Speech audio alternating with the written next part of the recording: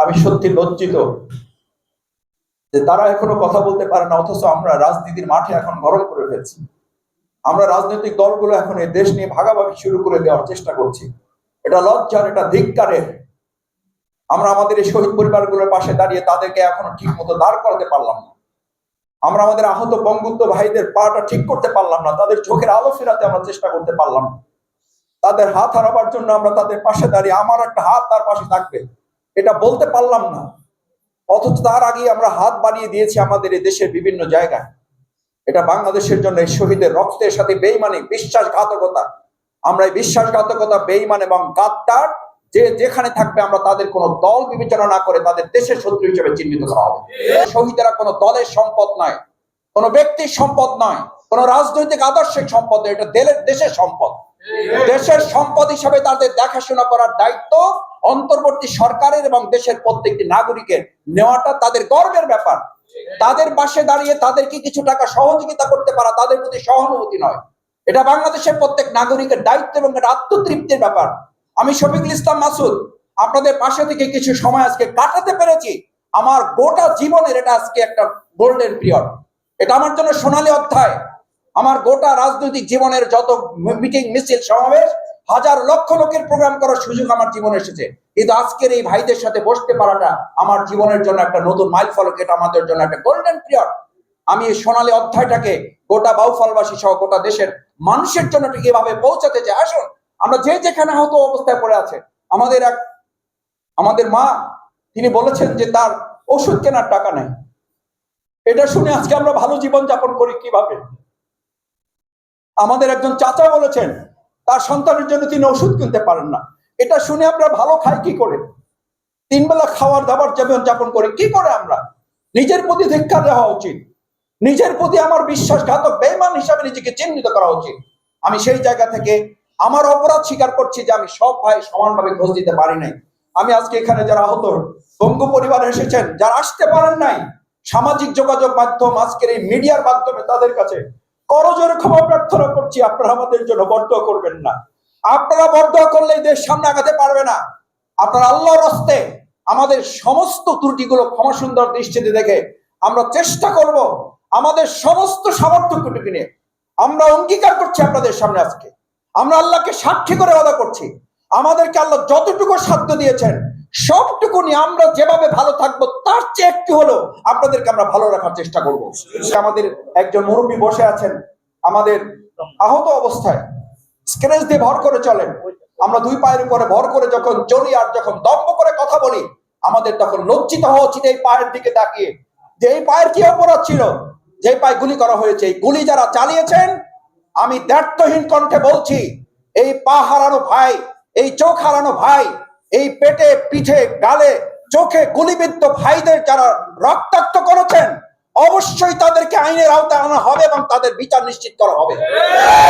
নির্দেশদাতা হিসাবে শেখ হাসিনা কোনোভাবে এখান থেকে রক্ষা পাবেন না। নতুন করে ষড়যন্ত্র করার অংশ হিসেবে পাহাড়কে উত্তপ্ত করছেন, আমাদের গার্মেন্টস সেক্টরকে উত্তপ্ত করছেন, আমাদের ভিন্ন ধর্মাবলম্বীদের মধ্যে সাম্প্রদায়িকতার সৃষ্টির উস্কানি দিচ্ছেন।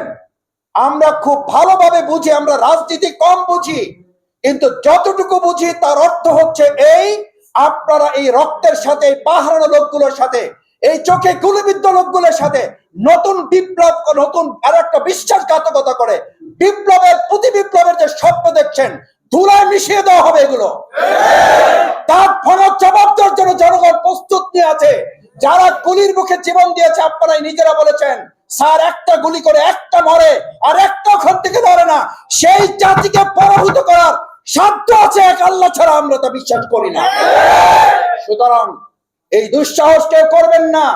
প্রশাসনে যারা আছেন পরিষ্কার কান খুলে শুনে রাখুন, এই চোখ হারা, এই হাত হারা, এই পা হারা, এই জীবন বাজি রাখা বাংলাদেশকে আর কেউ দাবিয়ে রাখতে পারবেন না। আমরা আমাদের এই ভাইদের যারা পা হারিয়েছেন তাদের হাত আমাদের কাঁধের উপরে না, বরং বাংলাদেশটাই এখন আমাদের কাঁধের উপরে।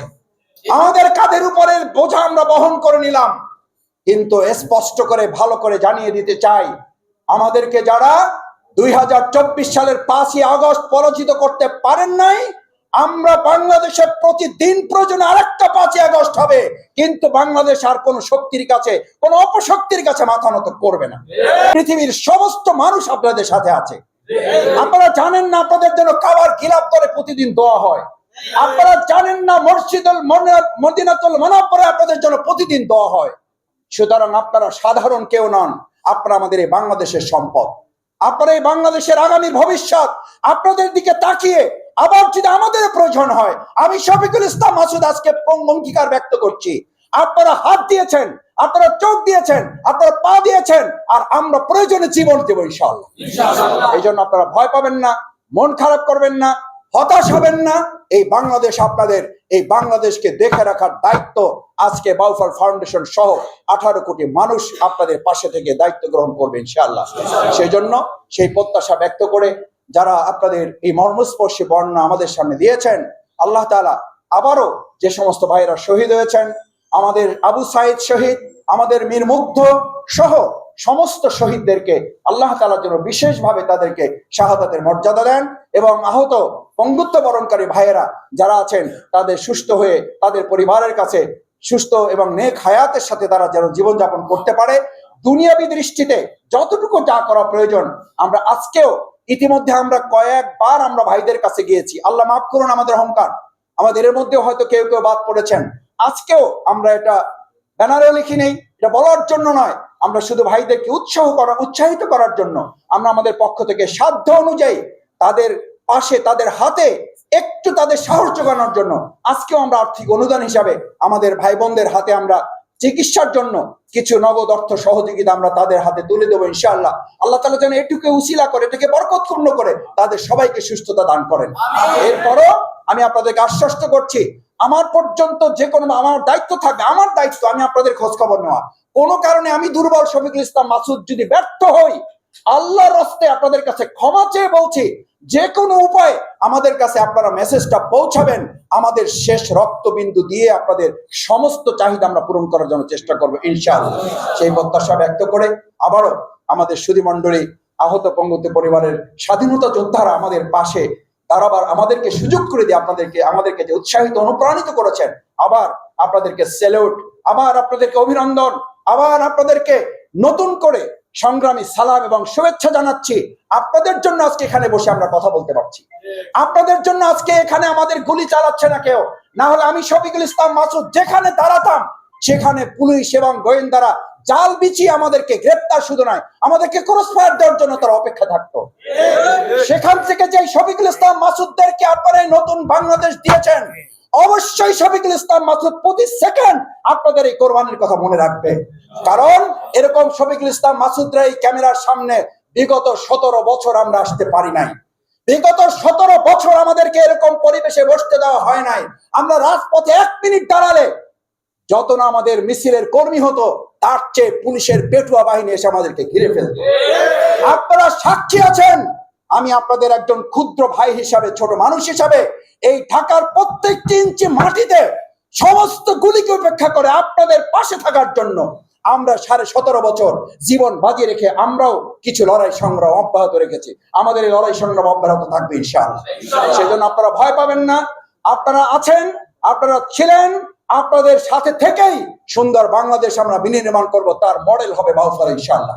সেই বাউফল মডেল, আধুনিক উন্নত বাউফলের প্রত্যয়ে আপনাদেরও সার্বিক সহযোগিতা কামনা করে আমি এ পর্যায়ে সভাপতিকে সংক্ষিপ্ত কথার মধ্য দিয়ে এবং শেষে আমরা একটু সংক্ষিপ্ত দোয়া করব। এ পর্যায়ে আমাদের পুলিশের